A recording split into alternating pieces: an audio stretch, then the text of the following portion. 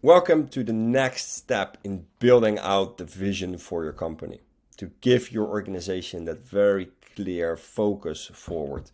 And we do that by building the Pulsar Plan. Now we have completed big goals.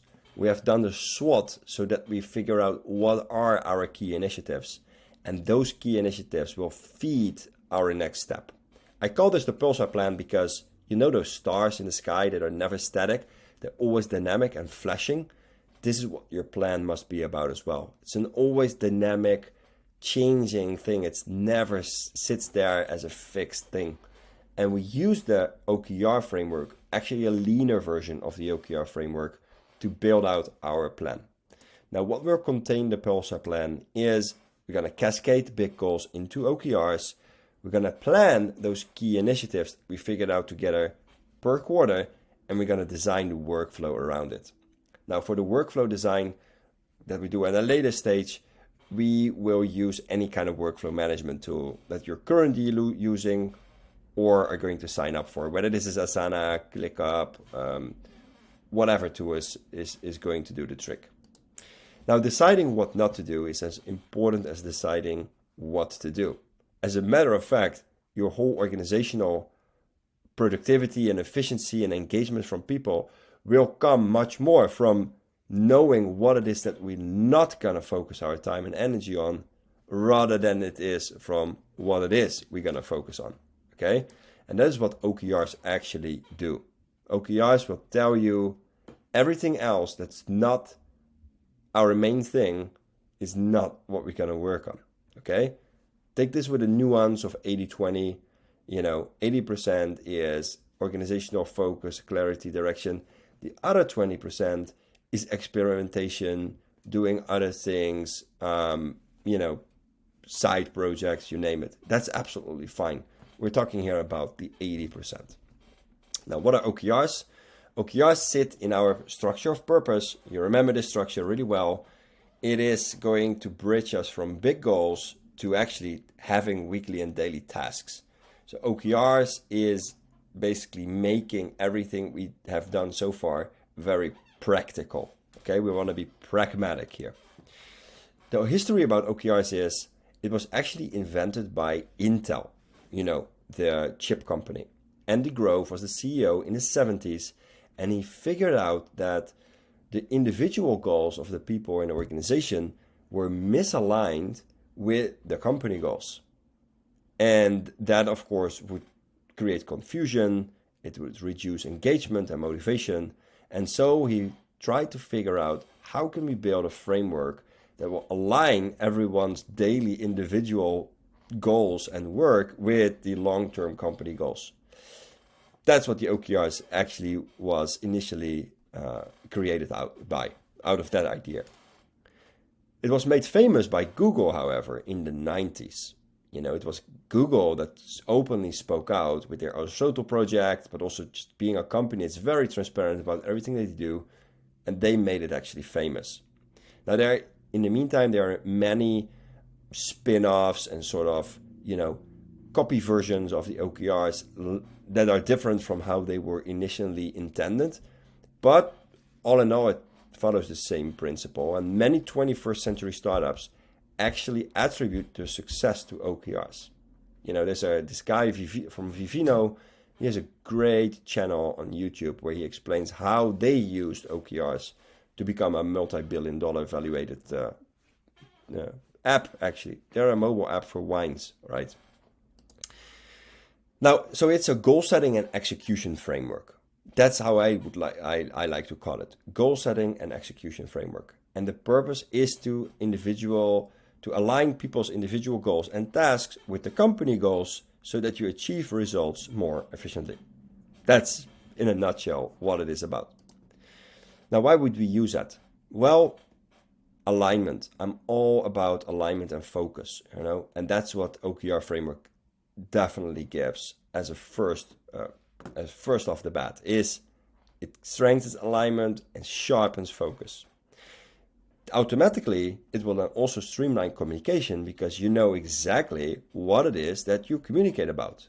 Everything that's going around our sharp focus, right? That in turn improves efficiency and it improves accountability because it's for everyone in the organization crystal clear what to work on, what not to work on, by when to achieve what. Okay? Now, what is the difference between O and KR? Well, O stands for objectives. And objectives is qualitative. So it expresses a sort of qualitative result that if we would achieve that, it would mean great things for our business. It reflects the company's ambition, brings inspiration to the team, and anticipation brings excitement. You know, if an objective doesn't excite you, you know, where does the engagement coming from? And it must feel also a little bit uncomfortable. We want to challenge ourselves with the boldness in which we write down the objectives, just like we did with the big goals as well. Now, the key results are a different beast. They are very measurable. It's a very measurable outcome. Outcome, not a process, not a task, not a KPI or a metric, an outcome, okay? A key result must always be translatable into daily action. If you can't derive actionable tasks from a key result, it's not a correct key result. Now, key results must also be achievable. Your objective can be very uncomfortable, right? It can be like, oh, it's going to be a challenge for us to achieve. But your key result, you want that to be achievable. You know, you don't want to put there 2-3 times the numbers in the hope that you will reach 10%. The sweet spot is actually everything up from 70% is a good achievement on your key result, but it must be achievable. Okay, we don't want to be extremely ambitious here, just so we look better on paper and in reality we just hit 20 or 30%. That's not what we want to do with key results. And the key results are that what holds people accountable because of its measurable nature. So what we can say is that key results is the quantitative part. Objectives, qualitative, key results, quantitative. Now, we use OKRs as a reverse engineering framework. We cascade, we reverse engineer. Let me show how that goes. So, we have our 4 big goals for the next 2 to 5 years. Then we break that down into 3 to 5 yearly objectives. And we want to design the objectives in such a way that we know clearly how or how not they are contributing towards our big goals. Okay, so we built this interconnectedness between our objectives and our big goals. Now for the quarter, we're going to do the same thing. We want to have quarterly objectives that are interconnected with our yearly objectives. So we basically have another level of cascading down from the yearly objectives. And that eventually will lead to key results. 3 to 5 key results per quarterly objectives. Now, when you have that for the quarter, this will feed our monthly and weekly task planning. So as soon as you have your OKRs for the quarter, you basically can plan out all the work for the quarter, and 1 quarter long, you have only to keep your finger on the pulse to see if everything we have planned out is progressing and we are achieving our desired key results. That is, 4 times planning per year, achieve massive things. Now, let me give you a very practical example here, okay? Let's take a private life example. I don't know if you are into dogs, but this is just a very cool example that I invented for one of my clients who was actually a dog training company. And ever since I've been using it because it creates quite good clarity. So let's say that your big goal is to become in 5 years a world famous dog trainer. Okay? In a short written sentence. Become a world famous dog trainer. Cool. So then in our journey to become a world famous dog trainer, our objective this year could be to win dog shows with our dog. If we start winning dog shows this year, then it will contribute to having in 5 years that title of famous dog trainer, okay? So let's say that the minimum requirements to win a dog show is walk 100 meters next to the foot, when they're on the leash and you walk and they stay nicely next to you, jump 3 times over a 1 meter high obstacle, and stand still for 3 minutes. Right? You imagine those dog shows where you see those dogs standing like beautifully, they make pictures. Let's say that those are the minimum requirements to win a dog show, okay? Great, let's see how we can turn that into objectives.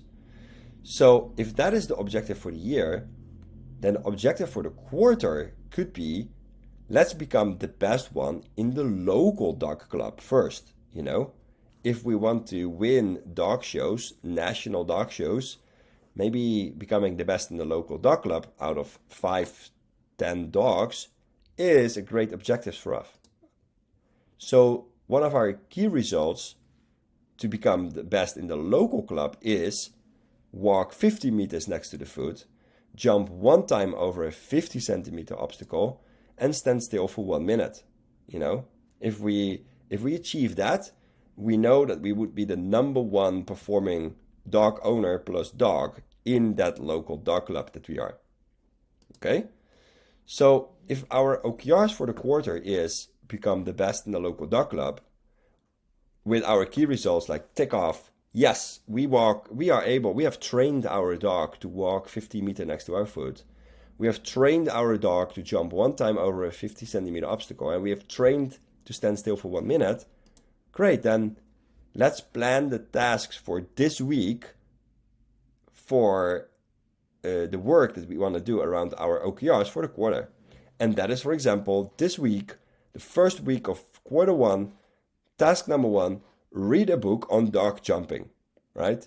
Another task, train 2 times with my dog this week. Another task, research and learn about 5 local dog clubs, okay? So you see that a big goal for 5 years actually became tasks for this week. Yeah? Now that is a very simple, practical example of how we use our big goals and actually break them down into weekly and monthly tasks. This is, of course, a very abstract example. In organization, it is more complex, but I take this simple example because I want to keep it lean and simple for your organization too. And just by thinking it in this way, you will see that, knowing what tasks will bring you to your big goals and your people knowing what tasks bring you to your big goals, the amount of clarity that you get there from moving forward is just insane. Now, an OKR is a rhythm, like a pulsar, right? It's flashing. And it's always a 4-quarter cycle where in quarter 1, you start your first rhythm, right? And the first quarter doesn't have to be quarter 1 of the year. Your first quarter can be quarter 3. You start just at quarter 3 with your 12-month cycle, right? Most companies, most clients want to align it with the 1st of January and the 31st of December. It does make sense, of course, to do that, but it's not a must. So in the first month, you start your quarter, you follow up from the previous quarter, you take your lessons, and you plan a new cycle, right? Much like what we have been doing so far, and we're going to do right now, is basically planning for a new cycle. Then in quarter 2, you follow up with the previous quarter, you take your lessons, and you adjust the next month, etc. and so forward. So you always look quarter, month, month, quarter, quarter, month, month, quarter, okay? And that you do the whole quarter long, and this will feed your monthly and weekly task planning continuously. So you never start a new quarter without knowing what to work on. And you know what to work on because you took your learnings from the previous quarter and you designed your new quarter. And even within the months, if you're, let's say, in month 2 of your current quarter, you're looking back to the last month and you use that to adjust your plan for this month. Yeah, so it's also on a monthly basis, you're adjusting your plan to make sure you achieve the maximum level of achievements. You know, sometimes you will figure out like, okay, so we actually were too less ambitious. We are done faster than we thought we were. Great. So adjust your next month and add in new things. Maybe already a piece of an objective that stands for next quarter, right? Or another key result. So it's a very flexible and agile thing here. We don't want to be dogmatic and stick here. That's why it's pulsing. That's why it's called the Pulsar Plan. Now, the question to you is, what are your next quarter's OKRs? Now, the absolute first step we're going to do on this, you will find in the Miro board. It will be around the yearly objectives, and you will take you to the process for all the next steps as well in the board. So go there and complete your exercises there. See you in the calls. Take care.